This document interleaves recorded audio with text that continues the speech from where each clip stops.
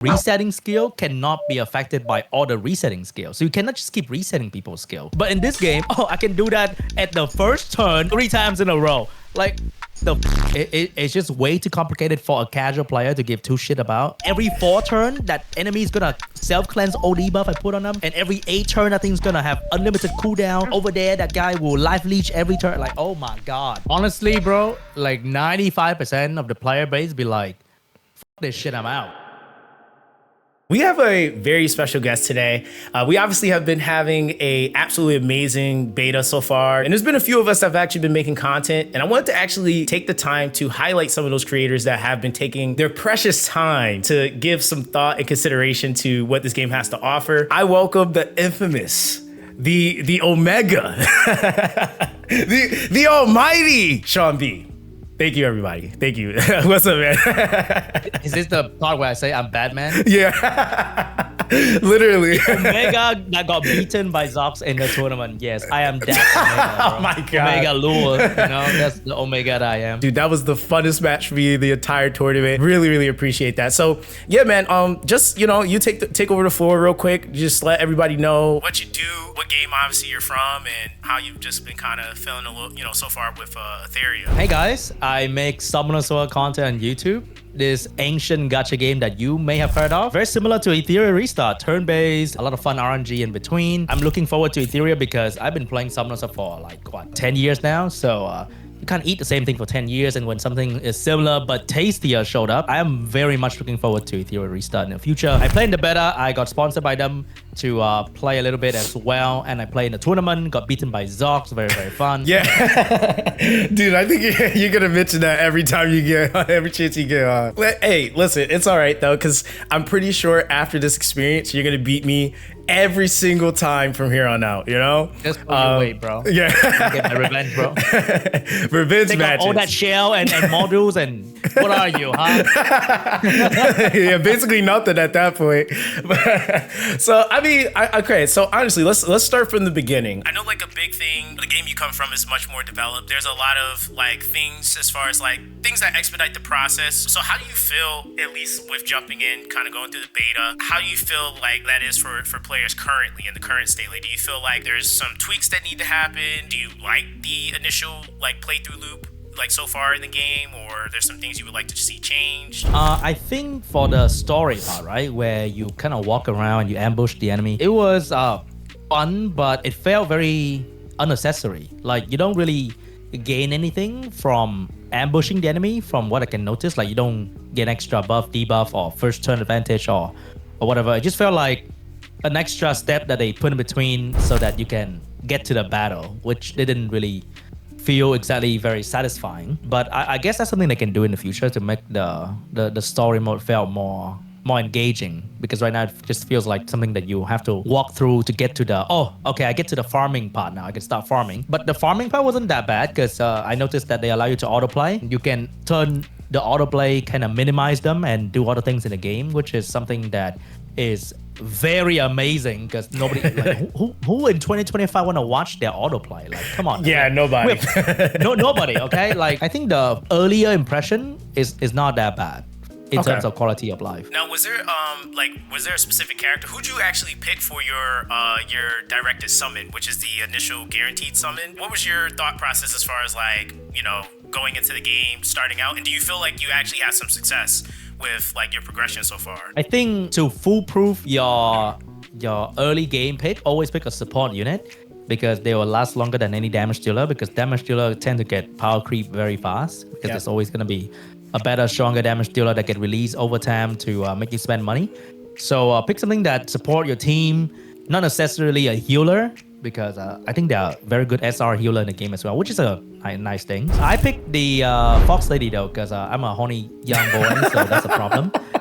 But pick something that support your team with either buff, debuff, or just turn manipulation. I think that's always very cool to grab early on. That can help you in multiple different dungeon and farming and PvP as well. Okay. Okay. No, I know I like that quite a bit. I think like especially like each of the betas I've tried to actually play through with like something completely different.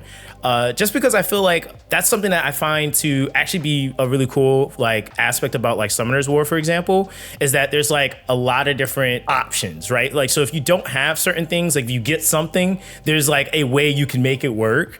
And so I kind of feel like in this game, that's kind of like the initial loop, like there are like, obviously, like you mentioned, like there's those choices you definitely want to make sure you make, just because there's just like a little bit more like guaranteed longevity with those choices. But it does seem like you do have more accessibility to kind of like, if you do want to pick outside of that, you kind of can. But it doesn't mean it's going to be the most fun progression loop though. It might feel a little bad. So yeah, no, I think that that's actually like really good advice. Okay, this is another big component I think that a lot of players actually really care about. And I feel like for a seasoned turn-based mobile gaming player, content creator like yourself, how do you feel so far with the unit progression? Like, do you feel like the layering on that is a little excessive, or do you feel like it's just right, or do you feel like they need to add more? Obviously you have like the star rarity, you have the leveling, then also the scaling up. I guess final part to that is also, how do you feel about the duping system in the game? It's not the worst. Definitely can be a bit simpler.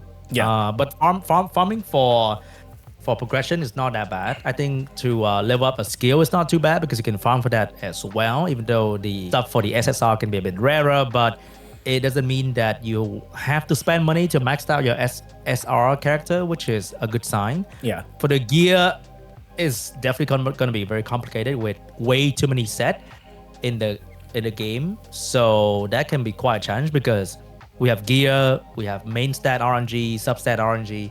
So in my experience, to get a good piece of gear would take months. I mean, good piece, not a good set for one unit. It takes months to even a year to get a good set, so that you can say that, oh, I've completed the build for this guy.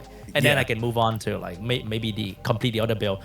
And then, God, bro, I hate the shell system so bad. I thought, okay. Very cool, unique mechanic for each shell, right? But there's so many of them. And I feel like there are like 3 bosses for gear. There are like 6-7 bosses for shell. So I guess they really want to focus on the shell system. Yeah. But it adds a crazy layer of RNG to an already RNG fest that is like resistant accuracy and speed and team up, follow up attack, or whatever you want to call it. And then you have the shell system that make RNG even worse. It's I don't know, it's kind of yikes, because farming gear alone would take all your energy. Like, let's be real, they allow us to play like 10 refresh a day. So farming the module alone would take forever, and then you have to farm for the shell, and then the shell have to match your module set to make it the most optimal one. And then you have to re-roll the stat of the shell. Oh my God. Yeah, you're making it sound even.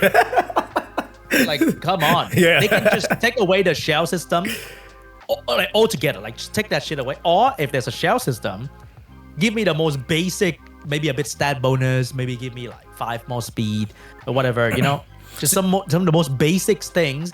And it's already going to be quite challenging to farm all of that, because it's just too much. If you take a peek at the end game shell and the end game module, it's too much, man, for real. Yeah, it's definitely a lot of that's what I will say is the complexity is very high, especially when you're starting to try to like match like your modules with your pet, because there's the 3 slots, which can go up to 3 symbols, which then has each individual slot for each passive, which each slot can have a different type of passive and only can have a certain type of passive. And then of course, obviously like that core investment of like duping and all of that. Like, so I definitely think there are some ways, which I do agree with, like there's some ways, if they are going to keep that shell system, that they can simplify it just to make it easier or more digestible for players, especially over time. I think like, what would you say like you would feel like they would need to lean in more, like if they were to remove something like the shell system? Like,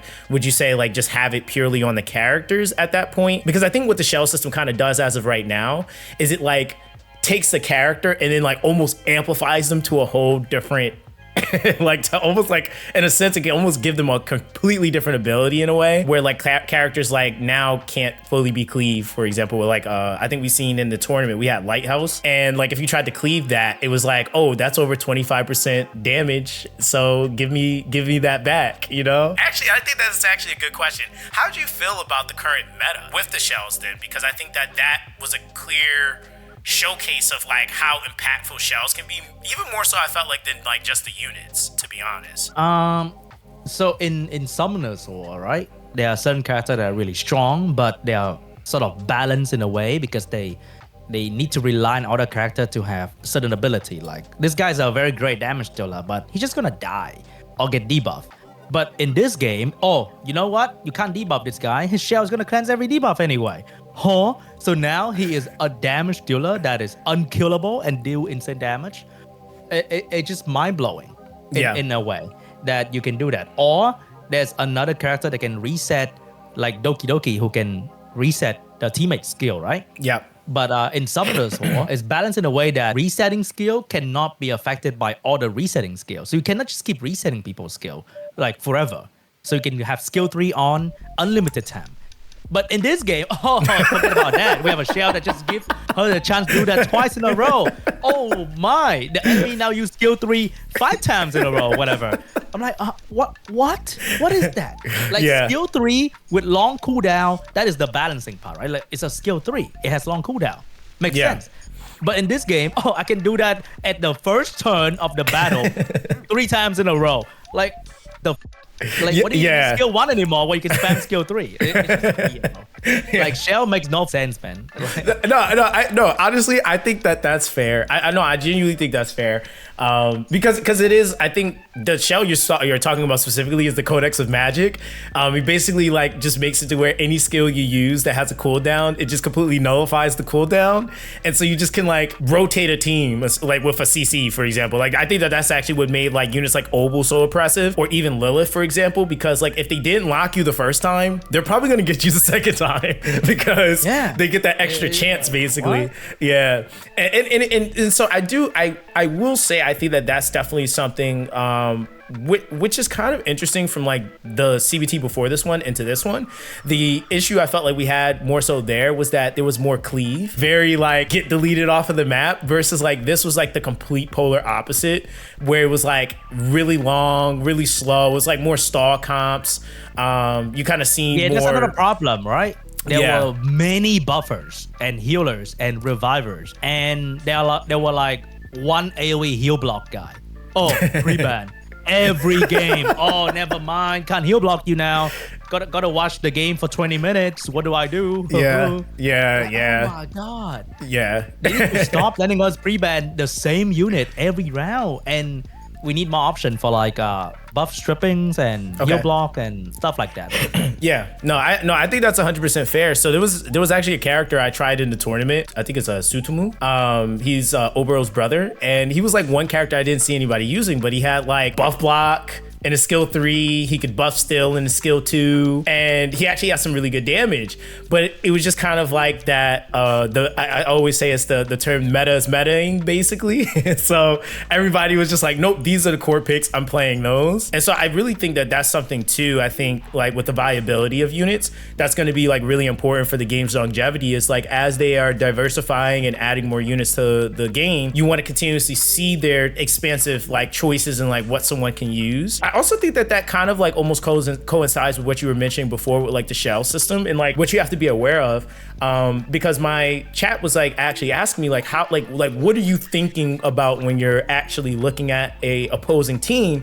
And I'm like, this is actually a little bit different than a lot of other turn-based games that I've played, because I'm actually looking at obviously what the unit is, I'm considering their attribute, but I'm also looking at their pet, because their pet actually could predetermine also potentially what build they might be on, because pet, and that's where like that layering is like kind of like it's definitely a lot of layering, because then now I have to consider like, okay, what are the options for potential builds versus like if you're just playing like say in Summoners where you're doing RTA or PvP, you kind of just know what the unit does and you know there's a high probability there's the build, right? Whereas I do feel like there's a lot more that kind of goes into the thought process for like the RTA in this game, which I would say, do you feel like that's something that like most players are going to feel overwhelmed by? Like, do you feel like where the game currently is, it's like it's going to overwhelm players, or do you feel like it's something that like maybe players could like get over or like get used to over time? Honestly, bro, like 95% of the player base be like, "F this shit, I'm out, bro." This is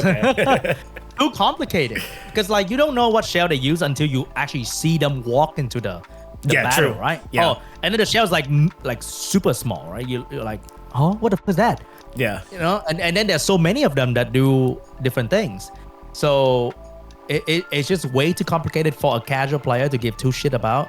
Like, cause they're like, oh, is this guy on like immunity turn one set, or if I hit him, will he gain ATB for the strive set? That is like a lot of thinking for a casual player already. And then, oh, maybe that guy has a passive that give the team revenge or whatever. And then, oh, never mind. I have to keep track of every 4 turn that enemy is gonna self-cleanse all debuff I put on them. And every 8 turn, that thing's gonna have unlimited cooldown. And over there, that guy will life leech every turn. Like, oh my God, bro. Yeah. That is way too much for a casual player. They can't even keep track of what models do, let alone what shell can do. Yeah.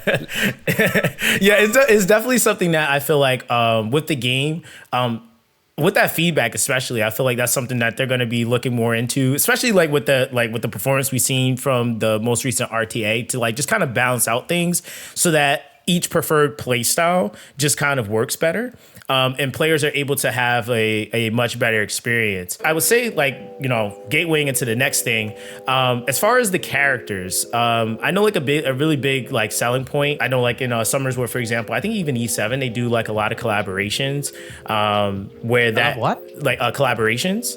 Like, yeah, like they bring, you know, they'll kind of use something to highlight the game or like kind of promote or push. Do you feel like that would be something you would be interested in seeing in this game, or do you feel like you would rather just see more original style like concepts out of this game? And actually, how do you feel about the actual appeal of the game? Like, do you like it? Do you feel like there's something they should be doing more of? Like, do you feel like more waifus, less waifus, more husbandos? Like, how do you feel about that? Like, what would you say you would like to see more of in the game? Obviously, sex sales, right? Like, more anime titties is great. Like, more of Doki Doki, but a bit different would be amazing. Yeah. But honestly, collab is great. I think once a year is cool because, of course, when you play a game that looks amazing, you also want to have your favorite anime characters or whatever franchise that you like to show up. And I think once a year is fine, but more original character can be very cool as well. And we need more than just human, right? We need more of like mixed human races, like kind of like furries in a sense, and mermaids, centaurs, or whatever nonsense. Yeah. Like I know Tiamat looks like absolutely a banger, right? But maybe different kind of characters would be nice too. But then once again, sex sale, so yeah, gonna be more of Tiamat for sure. Yeah, I had some people that said and it was kind of funny to me because they were like, I actually kind of wish there were less female bosses. It feels bad beating up waifus. And I was like, well, I mean, they're like, you know, kind of wishing that there were more monster bosses, basically. Right? They're freaking bosses. Like, why do they look like that, bro? Like, she needs to relax. Like, they're all like super waifus, which is funny to me. I was like, actually, it's something that they did, or what they planned on doing. So they kind of talked about this a little bit before this beta, but they actually were saying that for a lot of the bosses, what they actually wanted to do, and some, I guess, feedback that they got back was that they wanted to turn some bosses into like different variations of playable characters. So like that's where the Doki Doki came from, because Doki Doki was originally just a playable boss, and then she actually became a playable character. And so like if you even look at them, they actually look different from each other. So that's like what they kind of went with. Like she actually has longer hair in her boss form, but then in her I guess in her like character play form, I guess it's just like some slight variances there. But yeah, so that was something that I think they, you know, kind of got as feedback. It's like, okay, we can bring some of those characters, you know, to life for, you know, players to be able to actually summon and use. But I think for even me personally, I would like to definitely see like more like even if they did like more of the automaton type like enemies, they even kind of have like the scientific kind of like biogenetic overran type characters, which I think is like, you know, pretty cool too. And then I think this update, I'm not sure if you got to her yet, Nico Nana, it's like basically a like Harambe, and somebody's gonna get me for that one, but yeah, it's basically a Harambe with a anime girl, like zombie girl. So I think that was a little different, or actually like more Mojo Jojo, I think, right? So yeah, that's kind of what we got here. Now I would say in conjunction to like, you know, we always obviously went over characters, early progression, jumping into the late game stuff with the tournament. What would you say would be something that could be done?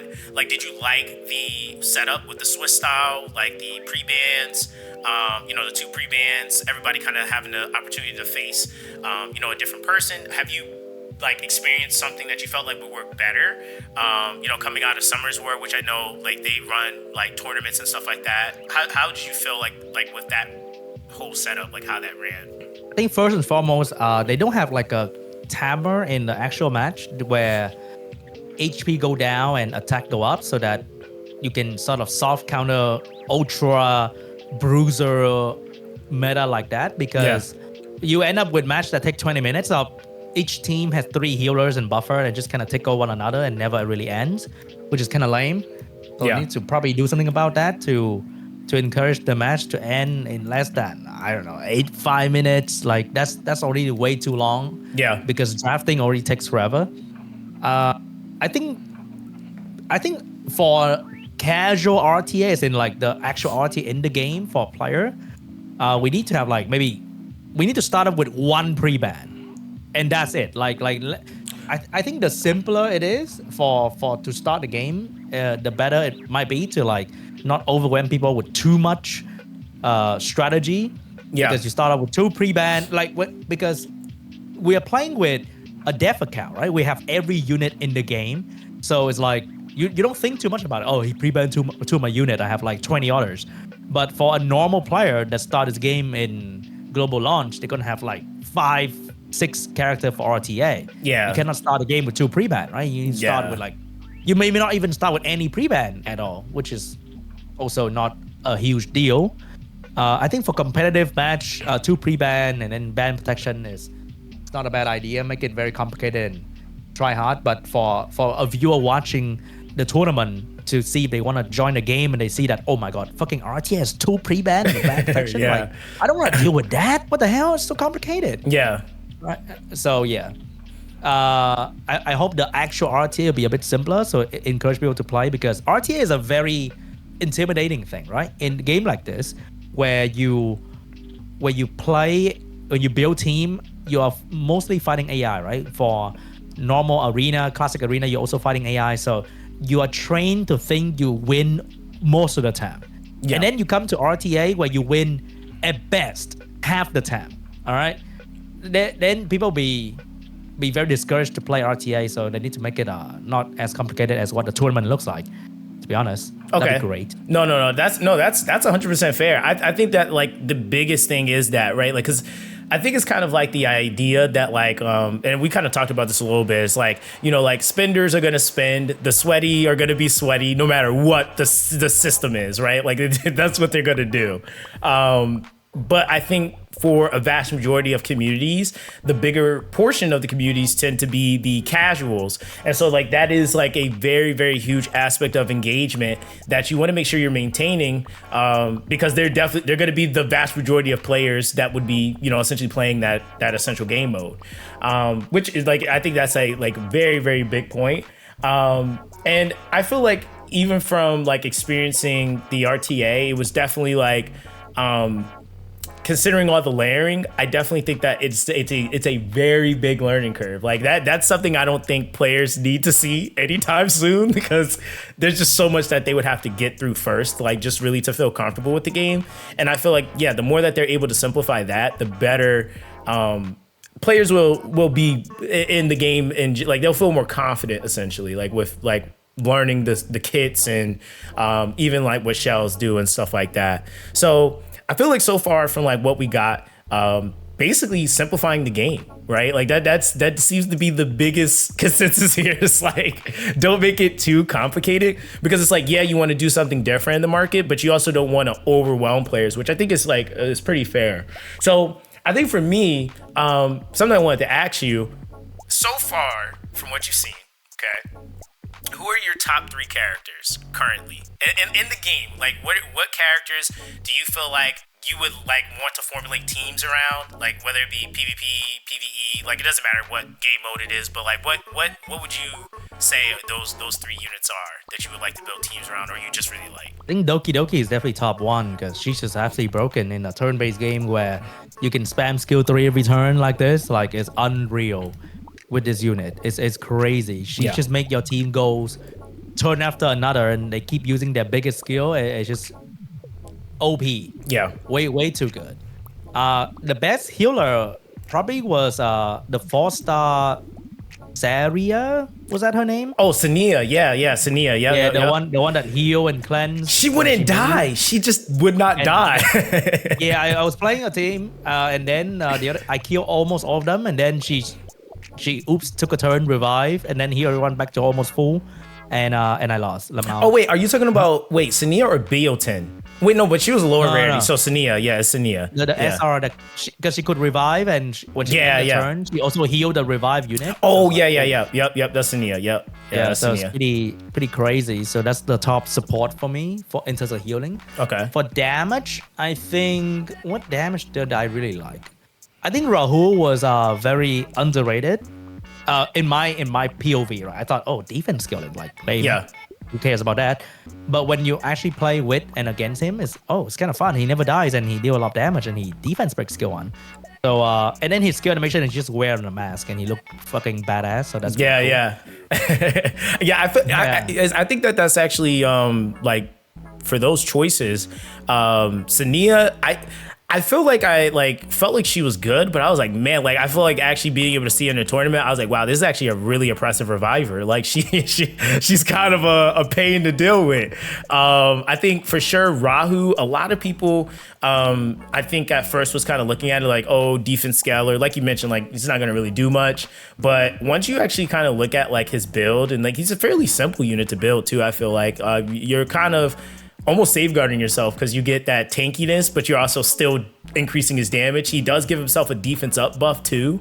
So that like inherently is increasing 2 values essentially. So yeah, I feel like those are absolutely insane choices. And I would even argue like with Doki Doki, she was the #1, I think, ban pick, pre-ban pick in the tournament. That kid is dumb. That should not make sense. Like, no. And I think it's also because of the fact that she can, which I wasn't like really like thinking about, but I'm like, she just completely like mitigates DLT and just debuffs, period, because she can cleanse all debuffs with her. Yeah, what's the deal with that? Like even that too? Like, come on. Yeah, she's like really strong.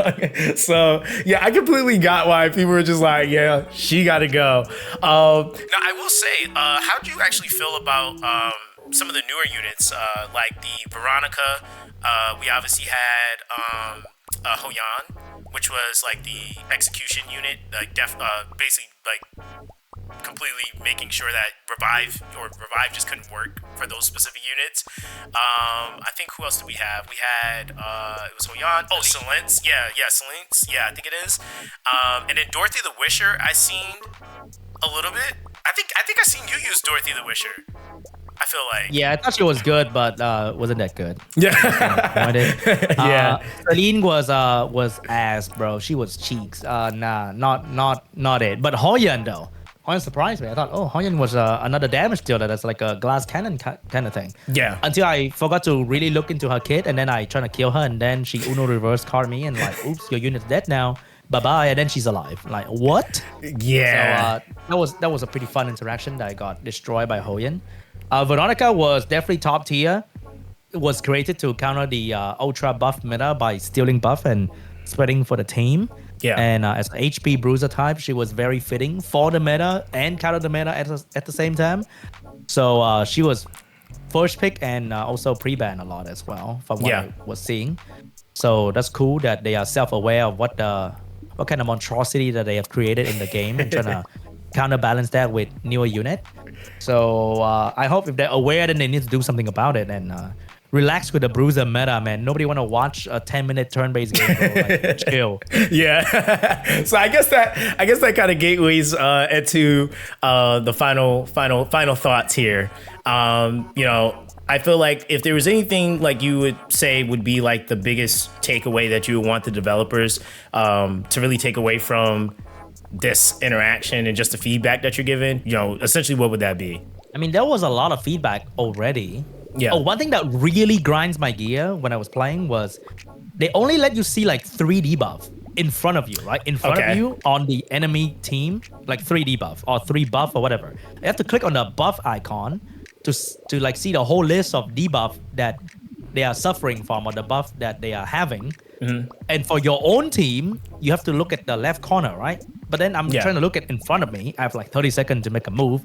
I look at my skill, look at the enemy skill, look at the enemy pet, look at the enemy debuff buff, and then I have to look at on the left to like see what I have. Is like it's very hard to see and keep track of all the time for a game this complicated. So I wish I can see, because I'm so used to in Summoners War that all the debuff and buff is in front of me on the enemy unit. On the enemies, so like, okay, they have like this many dot, they have slow, they have immunity. I need to know what to do immediately.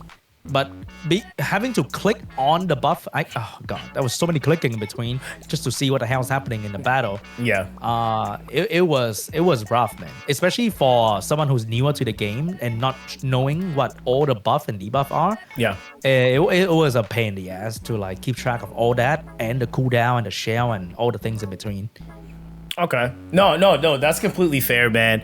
Again, devs, if you're watching, SeanB is coming from a place of love. Just know that. I want to play. I'm like, what do I do now? I can't tell if they have immunity or not. Like, oh god. Yeah, like all this stuff is like so crucial too, because I think like and that's really like, again, like I really appreciate you for taking the time out of your day to do this, to sit down and kind of talk about these things, because I think it is healthy. The developers need to hear this stuff from like all different point of views, because again, I personally feel like you seem to be on the same boat. It's like we want to see this game be successful. We want to have a ton of fun, but we also get the nuances that can come with launching a new game. You have that first impression, and that's all you really have, right? Like you kind of screw that up, and that can be a downward slope. But if you execute everything properly, you can have an absolutely amazing, beautiful game that people just come to enjoy and love. And we have a ton of fun making content on, So yeah, man. I gotta say, guys, make sure you guys go show SeanB some love. I'm gonna let him give his last final spiel here on where you can find him. But yeah, definitely appreciate you for coming through, man. You guys don't have to find me, man. The moment the game launches, you will never stop seeing me, okay? If the game is good. All right, I'll be all your feed, bro. You can't escape me. Don't worry about it. I hope it's good though. I really hope it's good, because wait, can I say more? Yeah, keep going. Yeah. Time's up. No, you're good. You can say whatever you want. I've been playing a lot of Marvel Rivals, right? Yeah. And Marvel Rivals has been pretty fun, but it's not like anything new, right? It's not anything like that's mind blowing. It's not a new concept. It's just Overwatch remix, but now it's new and fresh and cool. And Etheria can be like that, right? You don't have to break the ground and come in with a brand new spanking concept. You just have to pick what is already good from Summoners War Epic 7, Rage, Shadow Legends, and many other turn-based game. Mix and match them, make them really good, and you might have the new best turn-based PvP game. And I'm looking forward to that, hopefully. Yeah, no, definitely, man. No, once again, guys, appreciate SeanB for coming through, man. Taking the time out of his day to give his wise words, omnipotent words of wisdom. But again, guys, make sure you guys check out the links down below. I will have his channel linked down below. He's already made some Etheria content. If you're interested in what he's got going on with Summoners War, make sure you check that out too. Again, appreciate you. We'll catch you in the next one. Stay blessed, and I'll see you guys next time.